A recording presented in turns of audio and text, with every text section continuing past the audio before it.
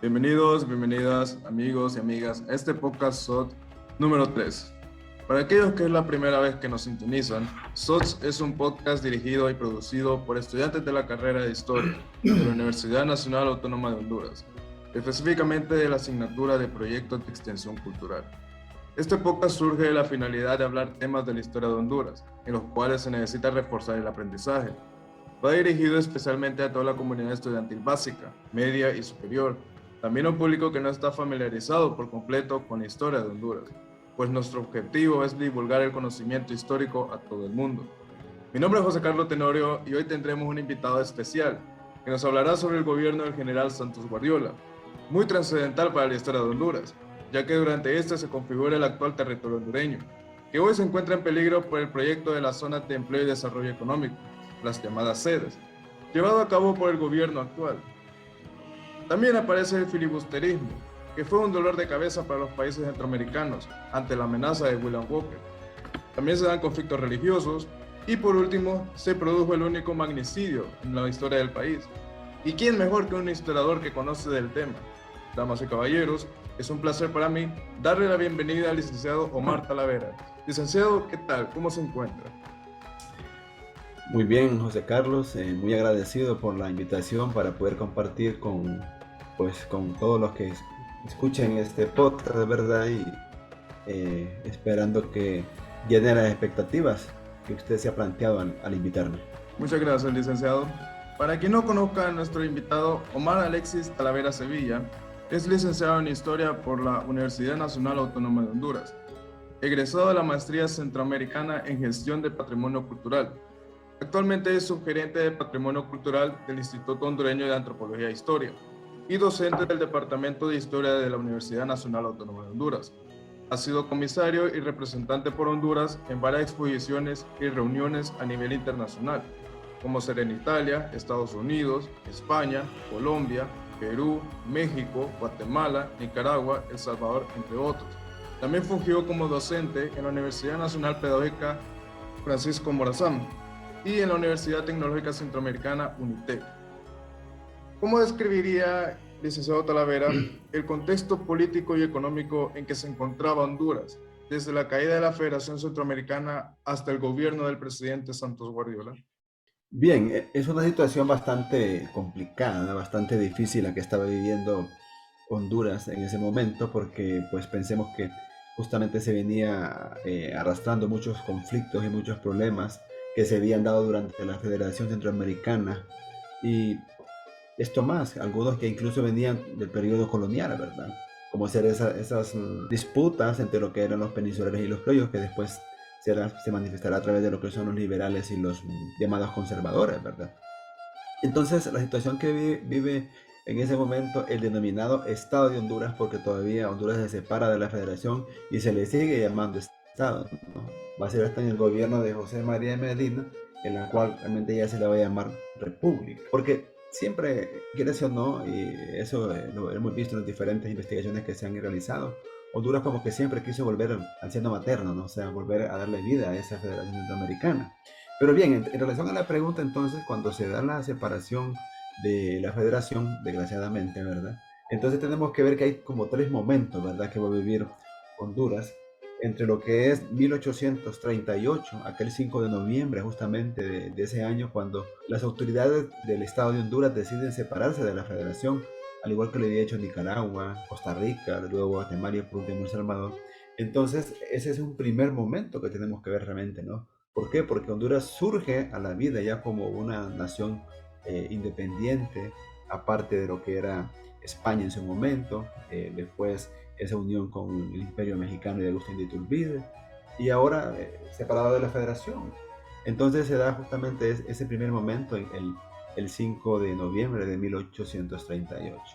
Luego también tenemos justamente, y que ya se venía también arrastrando desde el periodo de la Federación, la presencia extranjera en nuestro territorio, ¿no? Que más o menos teníamos que llevarlo más o menos por 1848, 49, 50, justamente durante el gobierno de Juan Nepomuceno Fernández Lindo y Zelaya, ¿verdad? En la cual vemos la presencia inglesa sobre todo, ¿verdad? Aunque hay que decir que para ese momento era sumamente normal, ¿verdad? El hecho de que un estado centroamericano interviniera en otro, y particularmente el caso de Guatemala, que tenía a la cabeza justamente al general Rafael Carrera, ¿no? Un señor que era conservador, que era un caudillo prácticamente de Guatemala, y que también era indígena, ¿verdad? Y que fue uno justamente de los enemigos acérrimos del general Francisco Morazán. Él prácticamente desde el momento que llega a la presidencia de Guatemala hasta que sale allá por los años 60, va a estar ingiriendo, ¿verdad? Influenciando en la vida política de aquellos estados en los cuales hubieran autoridades de corte liberal, ¿verdad? Él siempre estaba con la idea de que tenían que ser conservadores, siguiendo los lineamientos a los cuales él pertenecía, y que hacía causa común con el ministro plenipotenciario de Inglaterra para Centroamérica, Federico Chatfield, ¿verdad? Que incluso también pues tuvo problemas con Francisco Morazán. Y luego hay otro momento en el cual ya se da justamente con Cabañas, ¿verdad? O sea, José Trinidad Cabañas es interesante porque incluso mucha gente lo vincula con el Partido Nacional, que yo gozo cuando leo algunos documentos, porque realmente Cabañas nunca fue miembro del Partido Nacional, es más, ni siquiera existía el Partido Nacional, y todos tenemos que tener claro que realmente fue morazanista. Y si decimos que él fue un soldado, un lugarteniente de Francisco Morazán, desde ahí ya tenemos que tener claro que él fue pues de ideales liberales, ¿verdad? No conservadores. Entonces es interesante el hecho de Cabañas, ¿por qué? Porque él no se va a plegar a los intereses de Inglaterra, ¿verdad? De los ingleses, sino que él más bien le da vuelta a la moneda y él va a buscar apoyo en Estados Unidos, y particularmente en el representante de los asuntos e intereses de Estados Unidos para América Central, y en este caso Geo Squire, ¿verdad? Incluso debemos recordar que llegaron a firmar una contrata, ¿verdad? La famosa contrata para el canal interoceánico que iba a unir el Atlántico con el Pacífico, pero que desgraciadamente no se llevó a cabo a raíz justamente de la salida abrupta de José Trinidad Cabañas en 1855, y lo que mencionaba anteriormente, gracias a la injerencia de Rafael Carrera, que va a utilizar algunos personajes de la historia de Honduras incluso para que le hicieran la guerra a Cabañas, como el caso de Guardiola, ¿verdad? O el caso de Juan López también, etcétera, ¿verdad? El mismo Medina. Y entonces Cabañas sale mediante la guerra, sale del poder, y como era una cuestión tan complicada para aquel momento, que lo que privaba en todo este periodo es la anarquía conservadora.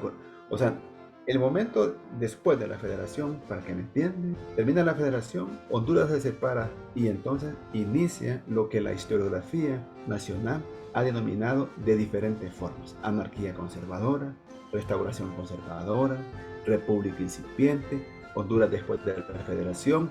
Cualquier término que se le dé, cualquier calificativo, todo indica justamente que lo que se va a dar, si hablamos de anarquía, es una inestabilidad. Inestabilidad en el carácter político, pero ustedes saben que cuando lo que priva son las guerras, ¿verdad? Porque hubieron una serie de guerras civiles increíbles, un montón de presidentes que estuvieron solamente días en el ejercicio del poder. Entonces todo también va a llevar como consecuencia lógica de que la economía del país realmente esté prácticamente en bancarrota. Y miren qué cosas, debemos incluso, porque recuerden que la historia no hay que verla no solamente puntualmente, sino también ir antes para luego explicarnos el después. Y una de las personas que decía que Centroamérica no estaba preparada para separarse de España, viendo justamente el aspecto económico, viendo el aspecto de las comunicaciones, ¿verdad? Etcétera, el aspecto educativo que era fundamental, lo planteaba Valle y decía: Centroamérica no está preparada para separarse de España. Y miren Honduras cómo anduvo prácticamente dando tumbos y tumbos, ¿verdad? Justamente por eso, porque para empezar ni siquiera existía una universidad. Recuerden ustedes que la universidad se va a fundar, y en este caso la Universidad Central, que ahora conocemos como Universidad Nacional, en 1847, justamente en el gobierno de Juan Lindo, ¿verdad? Quien apoya esa idea de fundar una universidad en nuestro país. Entonces, es una situación bastante complicada la que va a vivir Honduras desde 1838, prácticamente hasta el periodo denominado Reforma Liberal, que inicia en 1876 con Marco Aurelio Soto y Ramón Rosa. Y para el público que no conozca de quién estamos hablando, ¿quién fue Santos Guardiola? ¿Cómo llegó a convertirse en presidente de Honduras? Bien, hay que decir que Guardiola así como muchos personajes de la historia de Honduras, inicia desde muy abajo, ¿verdad? Y cuando decimos que inicia desde muy abajo, si ustedes reparan en la historia nuestra, ¿verdad? Y se van justamente a ver que casi siempre los que están vinculados a este periodo de la historia del país, justamente son caudillos. Y cuando decimos caudillos, nos estamos refiriendo justamente a personas que se van a ir formando al calor de las guerras civiles. Entonces, en el caso de Guardiola, él no nació en cuna de oro, ¿no? O sea, cuando digo que no nació en cuna de oro, me estoy refiriendo a que él, pues, nace en una cuna humilde, ¿verdad? Y entonces, en las refriegas, en las diferentes batallas, él va escalando grados. Hay que decir que no fue que también que fue una escuela policial, ¿no? Para formarse. Porque si ustedes reparan, casi todos eran generales. General José Trinidad Cabañas, General José Francisco Morazán Quesada, General José María Medina, General Santos Guardiola, General Florencio Satruch. Entonces, casi siempre estos personajes, una de las maneras de poder ir escalando, ¿verdad? Socialmente hablando, económicamente hablando, va a ser justamente al insertarse en este tipo de situaciones de conflictos que se daban en nuestro país, desgraciadamente, para aquel momento. Entonces él va a empezar a escalar, ¿verdad? Incluso él va a ser, en su momento se va a liar con los conservadores, ¿verdad? Y lógicamente para ese momento, cuando se habla de que se van a liar con los conservadores, era porque todavía se vivía mucho el liberalismo morazanista, o sea, esos ideales morazanistas, porque recién había colapsado o había desaparecido la Federación Centroamericana. Entonces, lo que yo decía hace poco, ¿verdad? Cuando Guardiola llega al poder es porque prácticamente él es impuesto desde Guatemala por el general Rafael Carrera. Pero ya antes incluso él había andado apagando ciertos conflictos que se habían dado en los años 40. Por ejemplo, mucha gente recuerda cuando Guardiola se desplazó hasta Texigua, un pueblo muy morazanista, ¿verdad? Allá en el oriente del departamento del Paraíso, que para ese momento no existía el departamento del Paraíso. El departamento del Paraíso, recuerden que fue creado hasta 1869, ¿verdad? Pero justamente él se desplaza hasta allá a apagar justamente una revuelta de liberales, ¿verdad? Incluso, imagínense cómo es la historia y también cómo muchas veces la historia oral queda grabada en la mente de las personas, que usted va a Texigua y todavía les platican de cuando él llegó y quemó justamente la casona que le decían ahí, ¿no? Un edificio vetusto, ¿verdad? De ahí de Texigua, y como también pues mucha gente murió, ¿verdad? Cuando Guardiola llegó. Entonces Guardiola tenía un carácter bastante fuerte según lo que yo he leído, ¿verdad? Pero también aparte de tener ese carácter fuerte, hay que decir que él también tenía su parte de bondad, ¿verdad? Él, según las lecturas, era muy católico, era de los que iba a misa y comulgaba, o sea, no era solamente así como muchos de que va a misa por ir, ¿verdad? No, él como que tenía, pues digamos, su parte también religiosa, ¿verdad? Y eso lo dice don Esteban Guardiola, que en un libro que escribe justamente sobre la vida de Santo Guardiola. Total que entonces Guardiola se fue formando al calor de las diferentes batallas, ¿verdad? Que se dieron en el país, ¿verdad? Y recordemos que para aquel momento también la capital del país no era Tegucigalpa, ¿no? Sino que todavía era Comayagua, ¿verdad? Entonces él ahí tenía su casa de habitación, que incluso hay que decir como un anuncio, ¿no? Que recientemente, hace como 45 días, se inauguró el Museo Guardiola o la Casa Guardiola ahí en Comayagua, justamente en la casa donde él fue asesinado, ¿verdad? Así que si ustedes van a Comayagua, incluso ya pueden ir a visitar el Museo Guardiola para que puedan aumentar aún más su conocimiento sobre la vida de este general y expresidente de Honduras. Muy interesante lo de la Casa Guardiola, un edificio que todos, incluso los estudiantes de historia, e incito a los estudiantes de historia que nos están sintonizando a que visiten los patrimonios culturales, a restaurar estos patrimonios, ya que forman parte de la historia de Honduras. Y también al público en general que nos está escuchando, también incitarlo e incentivarlos también a que visiten estos lugares tan importantes para la historia de Honduras. Licenciado, ¿y cuál fue la política? Una vez que ya entró Santos Guardiola al gobierno, ¿cuál fue su política internacional con respecto a estos potencias militares, perdón, potencias imperialistas del momento, Estados Unidos, Inglaterra, Reino Unido, perdón.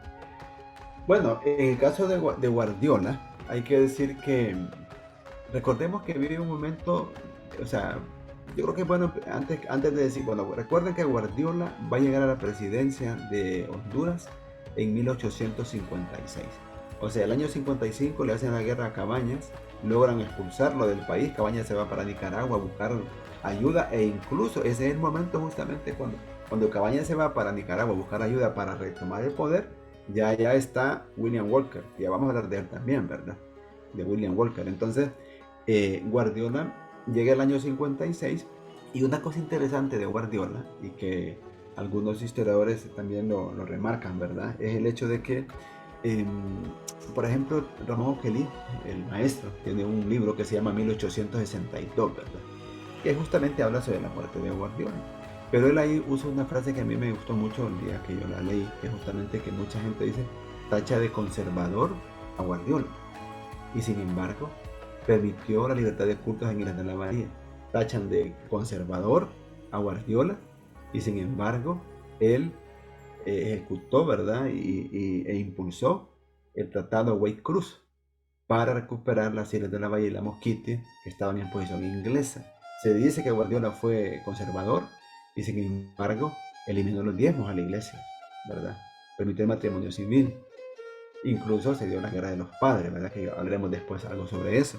Entonces, Guardiola, increíblemente, y yo cuando digo increíblemente me refiero porque generalmente la historiografía nacional tiene un conflicto o tiene un problema ahí, y por eso hay que leer muy bien, ¿verdad? Porque resulta que a veces dicen anarquía conservadora. Entonces, cuando ya dicen anarquía conservadora, es que creen que todos los presidentes que estuvieron en ese momento fueron conservadores. Y yo, como le digo a mis alumnos en la Universidad Nacional Autónoma de Honduras, no debemos meter en un saco a todos los presidentes, porque algunos, aunque hayan sido electos por la tendencia conservadora, porque no habían partidos constituidos, pero actuaron como liberales.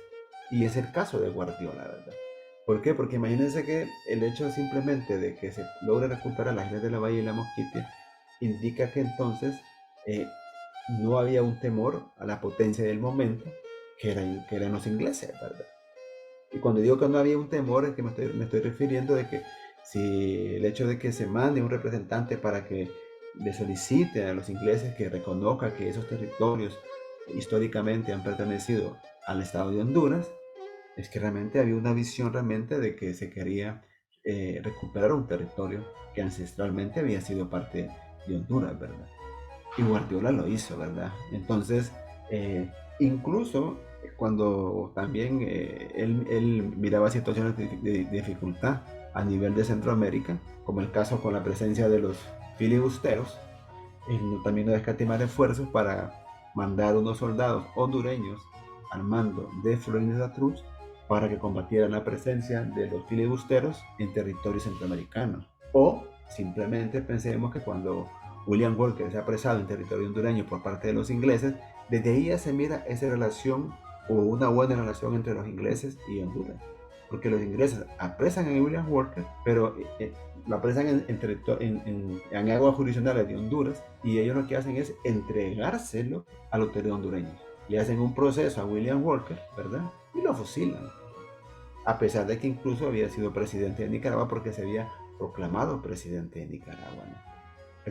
Recuerde José Carlos que incluso en aquel momento, antes de que William Walker decida venir a Honduras, cuando él se proclama presidente de Nicaragua, se da la famosa guerra nacional, ¿no?, contra el filibusterismo. Y es donde justamente, queridos radioescuchas, cuando luego de que se da la separación de la federación, estos países deciden unirse, ¿verdad?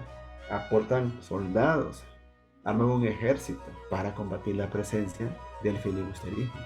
Y de esa manera es donde Guardiola va a nombrar a otro general, Florencio Latrouche, para que dirija las tropas de Honduras. Incluso es bien interesante esta etapa de la historia de Honduras porque en el Instituto Hondureño de Antropología e Historia tenemos ahí las condecoraciones que recibió Florencio Latrouche, porque en su momento él dirigió la tropa centroamericana también, ¿verdad? Entonces a él lo condecoró el presidente Carrera de Guatemala, el presidente, no recuerdo el presidente del nombre de El Salvador, pero tuvo condecoraciones de Costa Rica, El Salvador, Nicaragua y del mismo Honduras. El mismo Guardiola también condecoró a Satruch por cómo él se entregó a la causa de lograr la expulsión de los filibusteros en Centroamérica. Entonces, la política internacional más o menos de Guardiola hacia ahí va, ¿verdad?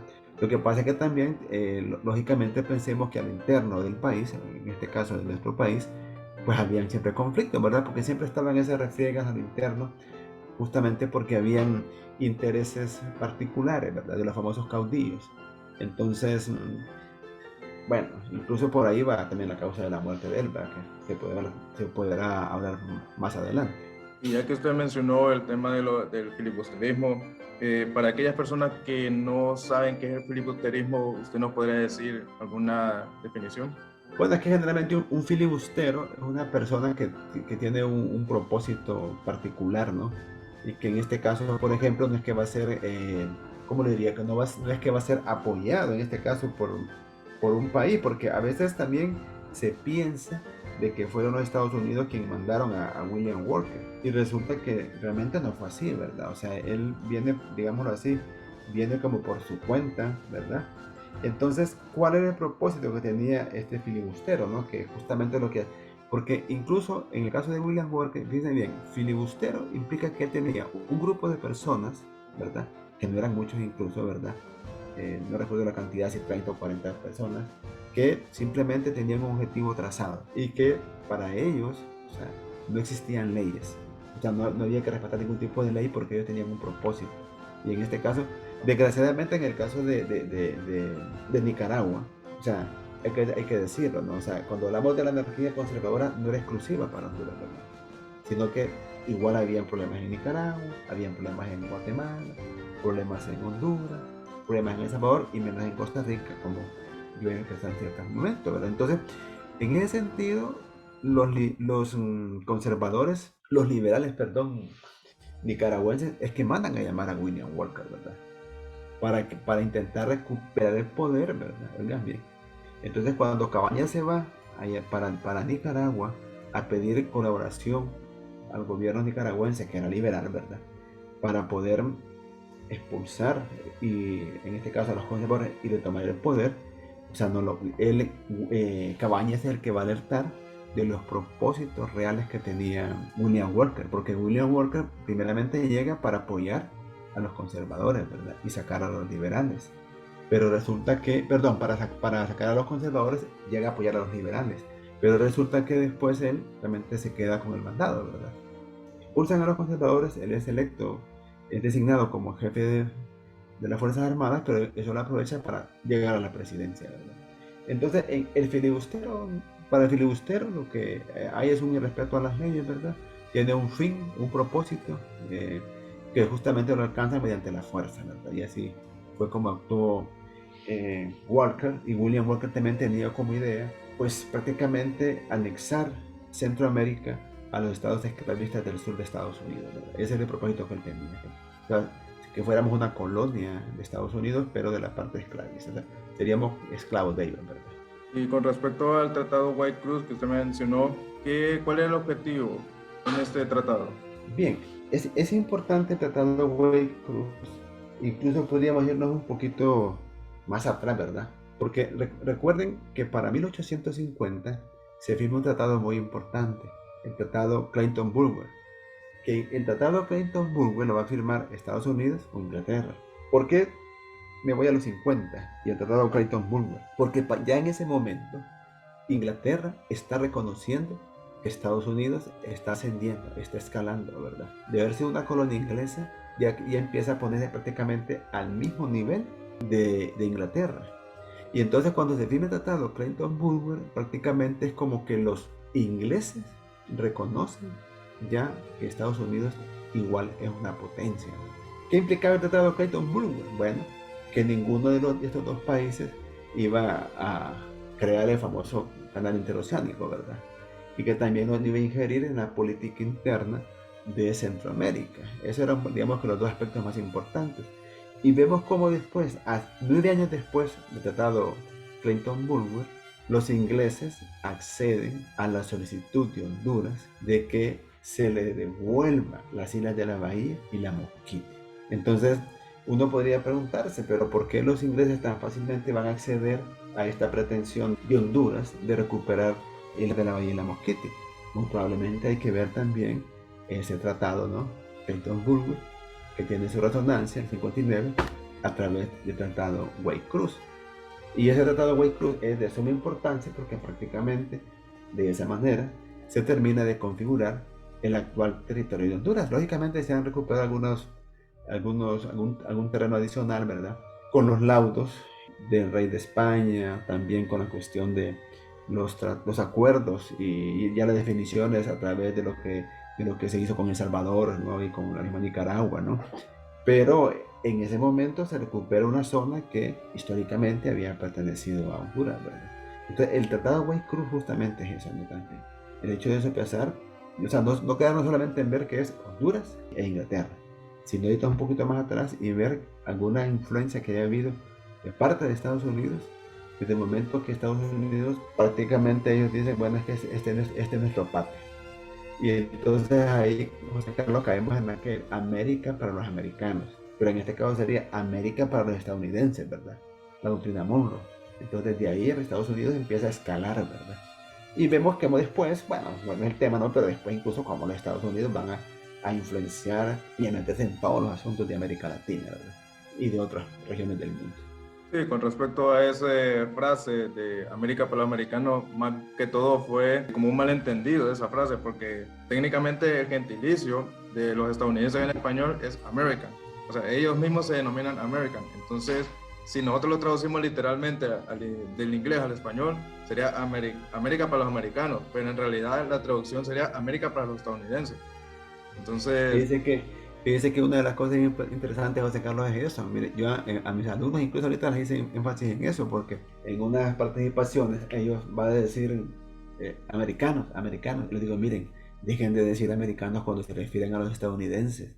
Americanos somos todos nosotros, no solamente son los estadounidenses. Es más, y si ustedes dicen norteamericanos, son los canadienses, los mexicanos y los estadounidenses, no solamente los gringos. Pero ellos se han apropiado justamente del término americano como que fuera exclusivamente para ellos. Y eso lo podemos ver en las películas, ¿verdad? O en los documentales que siempre están hablando de los americanos, pero son los gringos. Y generalmente son los buenos de la película, ¿verdad? Los malos son los otros. Y este tratado Wade-Cruz, ¿por qué lleva este nombre? ¿Quiénes fueron los representantes de Honduras e Inglaterra? Sí, es que ahí el tratado Wade-Cruz, bueno, Cruz ya desde que uno dice Cruz, ya uno dice, Cruz es algo castellano, ¿verdad? Justamente el representante de Honduras. Y Lennox Wake era el representante de Inglaterra, ¿verdad? Incluso hay que decir que este tratado se firma en 1859, pero ustedes van a ver que en muchos libros hablan de 1861 y uno podría preguntarse por qué, ¿no? O sea, a veces usted sabe, usted que ha leído también bastante, que las fechas son caprichosas, ¿verdad? Y muchas veces usted en un libro encuentra una fecha, en otro libro encuentra otra fecha, entonces uno, guay, aquí les hacemos caso. Pero yo tengo una amiga de la Cancillería, trabaja en la Cancillería, encontraron el documento, ¿verdad? El tratado en sí, y justamente es del 59. Yo creo que posiblemente se empezó a aplicar el año 61, que es diferente, ¿verdad? Una es cuando se firma y otra es cuando se ejecuta, ¿verdad? Entonces, estos dos representantes son los que van a firmar, ¿verdad? A nombre de Inglaterra y de Honduras, ¿verdad? Creo que era Francisco Cruz el nombre del hondureño. Francisco Cruz y Charles Lennox White. Sí. Y con respecto al año 1861, me imagino que fue ya cuando se oficializó. Es correcto. Cuando se oficializó el ingreso de Islas de la Bahía ya como parte del territorio hondureño. Sí, e incluso una cosa también, a veces pues pensamos como que estuviéramos en el siglo XX o el XXI, ¿verdad? Pensemos en las comunicaciones, por ejemplo, cuánto tiempo podría venir un tratado, ¿verdad? Incluso, digamos, en el caso, poniendo algo, un supuesto, ¿verdad? Que el señor Francisco Cruz se desplaza para Inglaterra y tenía que irse en barco. ¿Cuánto tiempo le llevaba en aquel momento para llegar allá? Y luego, si el regreso, otro tiempo también, ¿verdad? No es como ahora que usted agarra un avión y 12 horas después ya está en Europa. Ahora, antes no era así, ¿verdad? hasta con los tiempos. Incluso el hecho de que llegara allá a Inglaterra, se sentaran a negociar, eh, y esas negociaciones llevaran un tiempo, etcétera. O sea, todo eso justamente llevó su momento también, ¿verdad? Entonces, muy posiblemente la ejecución y el hecho que, digamos, el retiro, por ejemplo, de las tropas de Inglaterra, de ahí de las Islas de la Bahía, de la cuestión, llevó un tiempo, y entonces por eso se dice en algunos textos 1861, ¿verdad? ¿Y cómo reaccionaron los habitantes de esa zona, las islas de de Islas de la Bahía, perdón, y la Mosquitia, cuando se cede la soberanía de Inglaterra a Honduras?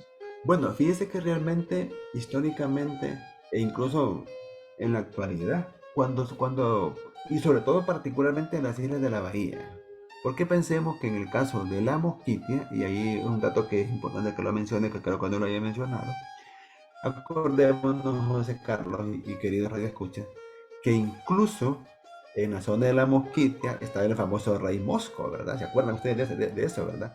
Que el rey Mosco realmente, a quien le hacía caso, vulgarmente hablando, o sea, él recibía autoridades, digamos, o políticas de Inglaterra, no de Honduras. Entonces ahí estaba el famoso rey Mosco, y hubieron un montón de reyes Moscos, como 13, que mal no recuerdo, ¿verdad? Entonces recuerdo uno que era Robinson, por ejemplo. Entonces, la zona de la Mosquitia era una zona bastante despoblada. Ahí sobre todo estaban los misquitos, ¿verdad? Entonces, digamos que en ese caso, el tipo de manifestación que se da en la Mosquitia, pues realmente es como desconocido, ¿verdad? ¿Por qué? Porque ustedes saben que en el caso de los grupos étnicos ellos son más cerrados, ¿verdad? Ellos dicen, bueno, nosotros aquí, incluso si pertenecemos a los ingleses o pertenecemos a Honduras, que nosotros aquí somos autónomos. Es más, si actualmente es complicado ir a la Mosquitia, ¿cómo sería en 1859 o 60 ir a la Mosquitia? Yo me imagino un bosque frondoso, ¿verdad? Eso de la famosa diófera del río Plátano, en aquel tiempo sí era una diófera de veras, no como ahora que hay, incluso han talado mucho bosque, desgraciadamente, ¿no? Que incluso están en farolillo rojo que le quieren quitar el calificativo de patrimonio de la humanidad, ¿no? A raíz de la tala del bosque. Incluso esa carretera que hicieron ahorita, una carretera que talaron cantidad de bosques y que el gobierno, no sé cómo es que no se dieron cuenta que estaban haciendo esa carretera, ¿verdad? Pero bien, en el caso de las Islas de la Vida, sí, ahí sí, porque ahí vamos a ir adentrándonos a otro tema que marcó la historia de Honduras. Resulta que, como todos sabemos, en la iglesia dominante en el caso de Inglaterra es la protestante, y particularmente la anglicana, ¿verdad? Entonces, dentro del tratado Wade-Cruz había un artículo y que el gobierno de Honduras aceptó, que lo que yo les decía, ¿no? Eso de las negociaciones, el gobierno de Honduras aceptó que la práctica religiosa que los habitantes de las islas de la bahía realizaban, lo siguieran haciendo. Y entonces, ¿qué pasa? La Constitución de la República de Honduras, en ese momento, todavía establecía que la religión oficial del Estado de Honduras era la católica, apostólica y romana. Pues en aquel tiempo así era, católica, apostólica y romana. Ahora solamente católica, pero en aquel tiempo llevaba esas tres cuestiones. Entonces eso crea un conflicto, ¿verdad?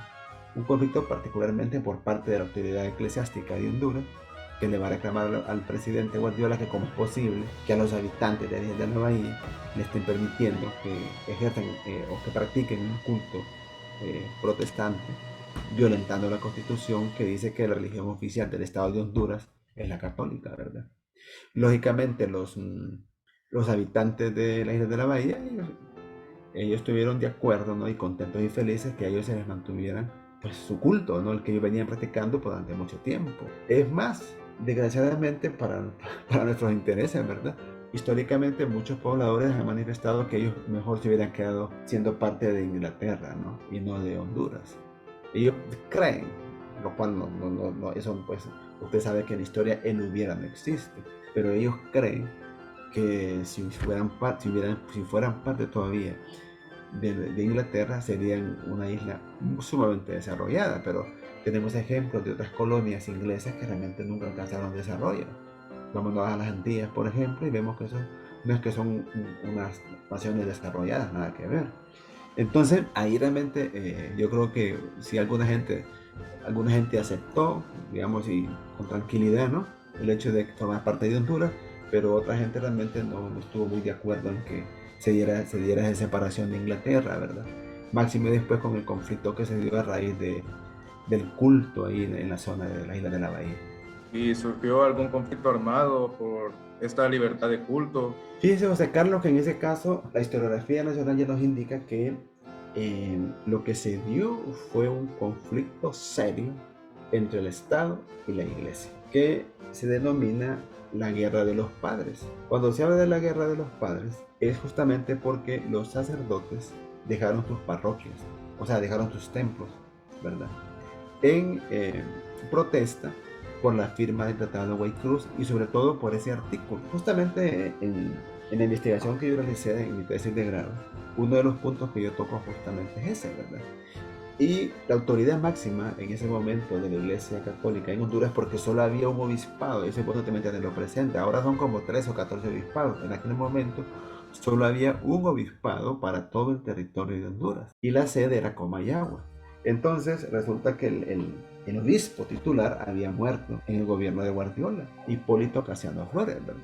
Entonces se eligió a un vicario capitular, o sea, el vicario es como el representante, ¿no? Dentro de lo que es lo que maneja la Iglesia Católica. Entonces, prácticamente el vicario era como representante del obispo, ¿no? Como no había obispo, entonces el vicario era Miguel del Cid. Y don Miguel del Cid fue el que llevó la voz cantante en cuanto a la protesta, le mandó una carta al presidente Santos Guardiola, manifestándole lo que yo ya hablé anteriormente, que la Constitución de la República de Honduras decía que la religión oficial era la católica y que se estaba violentando la Constitución al permitir el culto protestante en las Islas de la Bahía. Y entonces le solicita que ese artículo se elimine del tratado. Pero el presidente Guardiola simplemente le respondió que no, que dicho tratado ya había sido firmado y que no lo iban a cambiar y que simplemente se iba a respetar lo que ya se había firmado en el tratado. Y eso justamente es lo que genera la Guerra de los Padres. Algunos sacerdotes, varios de ellos, dejan las parroquias y se van para El Salvador. Quedan las iglesias solas. Incluso el vicario en su momento llegó al extremo de excomulgar, en la palabra, de excomulgar de la iglesia al presidente Guardiola. Guardiola le va a pagar con la misma moneda y lo expulsa del país. Y entonces se va para El Salvador y con él se van un montón de sacerdotes y dejan las parroquias solas, ¿verdad? En ciertos lugares como que si hubieron algún tipo de conflicto ya más serio, armado, ¿verdad? Pero en muy pocos poblados. Entonces más bien fue el hecho de abandonar las parroquias, sobre todo porque recordemos y pensemos un poco en esto, para aquel momento en el resto de Honduras, aparte de Alias de la Bahía, solo había una iglesia, la iglesia católica, y como que la gente iba mucho a la iglesia y era muy respetuosa y toda la cosa, ¿verdad? Y a no tener el sacerdote, el cura, el padre, que casaba o que oficiaba misa, que bautizaba, que confesaba, etcétera. Entonces, crea un conflicto, ¿verdad? Entonces, inteligentemente, el presidente Guardiola lo que hace es mandar un ministro allá al Vaticano para que hable con el Papa Pío IX y que busque una salida al conflicto, ¿no? que se venía dando con la iglesia. Y entonces el Papa nombra al obispo de Guatemala para que venga a Honduras y que termine con ese problema entre el Estado y la iglesia. Y así fue, ¿no? Incluso el Papa le manda una carta, ahí tengo, creo que está en mi tesis esa carta, en la cual el Papa Pío IX le dice al presidente Guardiola que le levanta la excomunión, ¿no? Lógicamente, le levanta la excomunión y lo llama hijo bueno. Cuando yo digo eso, cuando yo leí eso, o sea, imagino que el Papa le había contado que el presidente realmente era católico, que iba a misa y que convocaba toda la cosa. Entonces le levanta la excomunión y prácticamente ahí termina el conflicto, ¿verdad? Y se nombra a un obispo, que eso es muy importante también, ¿verdad? A Jesús Cepeda se nombra como obispo. Y de esa manera entonces el obispo que estaba allá el vicario capitular que estaba en El Salvador, pues se queda con los hechos porque según algunos realmente él quería que se le nombrara como obispo y no seguir de vicario, ¿verdad? O sea que más que lo del tratado, también era su deseo de ser obispo, situación que no lo consiguió, ¿verdad? Y de esa manera entonces se termina el denominado conflicto entre iglesia y Estado o también la guerra de los padres, ¿verdad? Lo que pasa es que cuando uno escucha la palabra guerra, que cree que todo el mundo se armó y no fue tanto el conflicto armado, ¿verdad? Sino una guerra más bien de intereses. Sí, porque cuando uno escucha guerra, uno imagina conflicto bélico, un conflicto Correcto, militar. pero no, no Que, fue tanto así. sí, que los sacerdotes tomaron las armas y fueron a hacer En, guerra contra el gobierno. Para que quede claro, José Carlos, yo diría que en ciertos lugares hubieron escaramuzas. Cuando decimos escaramuzas es como levantamiento, ¿verdad? Donde también cierto feligrés o laico comprometido dentro de la iglesia también acuerpó al sacerdote, ¿verdad? Pero no fue en todas las parroquias, hay que decir eso también, ¿verdad? Sí, porque para ese momento que se da este conflicto, por decirlo así, entre iglesia y Estado, Honduras no estaba del todo unificada, sino que cada quien estaba separada, las regiones estaban separadas, no hay caminos suficientes para conectar todo el país. Entonces, por decirlo así, cada región se autogobernaba, es decir, aunque había un presidente, cada región se autogobernaba, tenía su sustento y se autogobernaba, me imagino yo. Claro, y sobre todo pensemos que en la famosa figura del caudillo, así como había un caudillo nacional, había un caudillo regional o un caudillo local.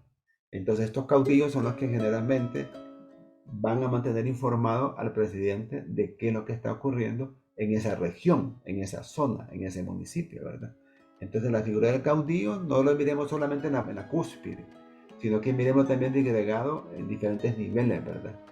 Porque lógicamente, generalmente, ¿qué es lo que hace el caudillo? En este caso, digamos, eh, el que está en la cima, el que está en el poder. Cuando llega al poder, ¿de qué manera se va a congraciar con estos caudillos locales? Dándoles tierra, porque la tierra es lo que más abunda en el país, ¿verdad? Te le dan grandes extensiones de tierra y ya aquel hombre podía pues empezar a producir y pues digamos que levantarse económicamente hablando, ¿no? Mejorar su nivel de vida económica. Y ya para ir finalizando, licenciado Talavera, tengo entendido que Santos Guardiola fue el único presidente asesinado en funciones aquí en Honduras. Ese asesinato, ¿nos podría describir cómo sucedió? ¿Y había intereses políticos detrás de este asesinato? Bien, de hecho, como usted muy bien lo expresa, José Carlos, ha sido el único presidente asesinado en funciones. Yo siempre remarco eso porque una vez un alumno me preguntó, no me preguntó, me dijo algo así como que yo estaba equivocado porque también habían matado a Morazán y que habían matado a Medina. Entonces yo le dije, mire, separemos los casos. Morazán no era presidente de Honduras, sino presidente de Centroamérica. Y cuando muere fusilado, él es presidente de Costa Rica o de Honduras, así que no podemos decir que era de Honduras. En el caso de José María Medina, él, si bien es cierto, es fusilado durante el gobierno de la Reforma Liberal, pero ya no era presidente. Entonces, no es lo mismo. En cambio, Guardiola, como yo lo expresé hace poquito, llega en 1856 a la presidencia de Honduras.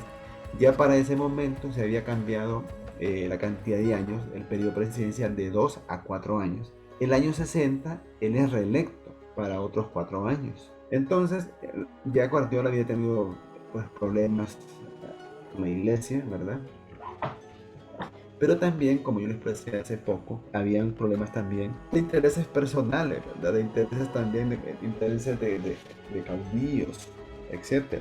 Incluso también, yo no voy a soslayar también el hecho de la injerencia de otros países vecinos, que ya lo voy a explicar. El 11 de enero de 1862, Guardiola está en su casa, tranquilamente, y según las lecturas que yo hice de los documentos, llegaron a tocar su puerta. Él, lógicamente en aquel tiempo no pensemos que habían grandes sistemas de seguridad. Él tenía su guardia personal, lógicamente que sí, ¿no? Porque era el presidente de Honduras. Pero le habían cambiado su guardia personal un día, justamente en la noche. Y los que estaban resguardando eran unos salvadoreños. Entonces cuando llega a tocar la puerta, él abre la puerta y esos mismos guardias que supuestamente lo estaban resguardando fueron quienes lo asesinaron a quemarropa, ¿no?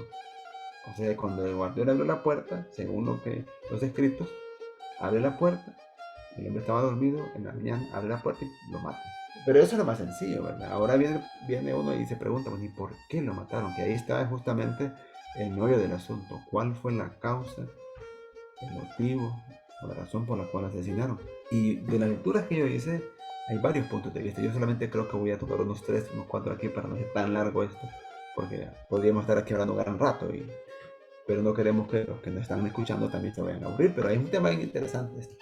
En primer lugar, una de las hipótesis, porque aquí se hablan de hipótesis, yo quiero decirles de que yo estuve buscando y no encontré realmente un documento que dijera, por esto la mataron. No. La primera hipótesis se le achacaba justamente a los Estados Unidos, ¿verdad? Y en este caso, a los esclavistas del sur de Estados Unidos. Decían, no, como en el gobierno de Guardiola fusilaron a Walker, ellos lo mandaron a matar. Esa es una de las primeras hipótesis, ¿verdad?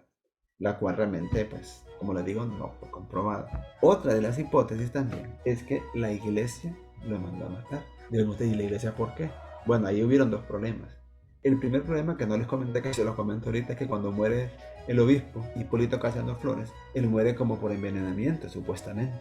Y entonces la iglesia acusa a Guardiola que él lo mandó a envenenar y que supuestamente en unos periódicos que él todas las mañanas leía, le echaron un veneno y que cuando él lo leyó se envenenó y murió. El presidente Guardiola, para aquel momento, a raíz de las acusaciones, decide contratar a un doctor para que haga los estudios. Recuerdo el apellido Holland, que haga el estudio, en este caso, ¿verdad?, del cuerpo del obispo, y él determina que no, que realmente no muere por intoxicación, o sea que no fue envenenado. Pero la iglesia mantiene eso, ¿no?, de que supuestamente el presidente mandó envenenar al obispo. Y la otra situación también por la cual se acusa a la iglesia es porque el conflicto de los padres, ¿verdad?, o la guerra de los padres con el vicario Miguel del Cid. Entonces por eso se acusa a la iglesia de que mandaron a matar a Guardiola. De ahí otra hipótesis que se mantiene, ¿verdad?, justamente el conflicto de intereses en la cúpula, en este caso de todos los que son los caudillos del momento y cuestiones de carácter económico, ¿verdad? Entonces ahí, por ejemplo, sale hasta involucrado el vicepresidente José María Lazo, ¿verdad?, que tenía una red de comercio con otras personas. Hay un libro sobre esto que es el del compañero Porfirio Pérez Chávez, que se llama El Magnicidio, ¿verdad?, justamente por la muerte de Guardiola. Y esa sería otra de las hipótesis, ya cuestiones de carácter económico, ¿no?, y de élite. Y hay una hipótesis que yo particularmente la manejo, pero que no la he comprobado, porque tendríamos que ir a hacer una investigación en El Salvador. Y es el hecho de la participación del presidente Gerardo Barrios de El Salvador. José María Lazo, voy a aclarar esto, José María Lazo fue vicepresidente en el primer periodo presidencial de Guardiola. Incluso está enterrado en la Catedral de San Miguel Arcángel. En un extremo está José María Lazo, al lado derecho, y a la izquierda está Guardiola. Pero para el segundo periodo, que Guardiola comienza en 1861, el vicepresidente es Victoriano Castellanos. Para el momento que Guardiola es asesinado, el vicepresidente no está en Honduras, está en El Salvador. Tiempo antes, 1859-60, el presidente Guardiola prácticamente casi decide irse a la guerra con El Salvador por conflictos de límites territoriales. También recordemos que Gerardo Barrios era liberal, morazanista, que era cuñado de José Trinidad Cabañas, la esposa de Cabañas, Petronila Barrios, hermana de Gerardo Barrios. Entonces, como que todo ahí se va tejiendo bien tranquilo, diríamos, ¿verdad? Entonces, Petronila Barrios, Cabañas, Gerardo Barrios, Victoriano Castellanos, casi se van a la guerra, pero no se fueron a la guerra. ¿Qué es lo que a mí me motiva a pensar en la participación del gobierno salvadoreño? Mientras Guardiola estuvo en el poder, unas tensas relaciones con el presidente Barrios. Cuando muere Guardiola, quien toma el poder aquí en Honduras es el senador que está en ese momento, José María Medina. José María Medina no va a hacer ningún tipo de investigación con quienes mataron a Guardiola, porque una cosa interesante, José Carlos, es que asesinan a Guardiola y apresan a quienes lo ejecutaron, a quienes lo mataron, a quienes lo asesinaron. Y José María Medina, en vez de hacerles un juicio y preguntarles que quiénes habían pagado o que por qué lo habían matado, no, inmediatamente lo fusila. Entonces, como aquel dicho famoso, para que me entiendan los que nos escuchan, muerto el perro, se acabó la rabia. Y ahora, ¿cómo le van a preguntar a los ejecutores que quién había sido el actor intelectual? Pero lo interesante es que Victoriano Castellanos se viene para Honduras cuando José María Medina está tomando el poder, pero como él es el vicepresidente, Inmediatamente que viene Castellanos, José María Videla le transfiere el poder entonces a Castellanos. Y el presidente Gerardo Barrios, que había estado que casi se iba a la guerra con el gobierno de Honduras, inmediatamente le hace un préstamo de 10.000 pesos al gobierno de Honduras, después de que casi se iban a la guerra. Entonces, todas esas cositas tan pequeñitas, pero como que van, así como en el ajedrez, ¿no? Ubicando bien las piezas, a mí me da la espina realmente. Y ojo, la espina de historiador, ¿verdad? De que podría haber algo ahí. Desgraciadamente yo en su momento no tenía la manera de cómo ir a El Salvador para ir a investigar los archivos de allá, porque aquí no encontré nada.